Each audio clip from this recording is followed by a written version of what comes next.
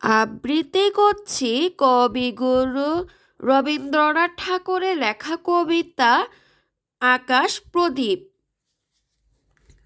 গোধূলিতে নামলো আধার, ফুরিয়ে গেল বেলা, ঘরের মাঝে সাঙ্গ হলো চেনা মুখের মেলা।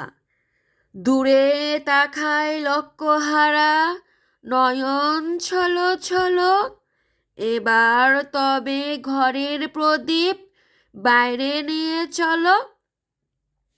মিলন রাতে সাক্ষী ছিল যারা, আজও জলে আকাশে সেই তারা।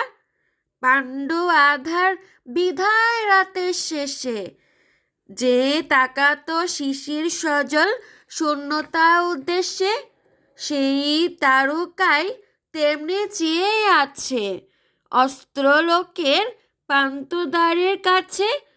অকারণে তাই প্রদীপ জ্বালায় আকাশ পানে, যে কান হতে স্বপ্ন নামে প্রাণে।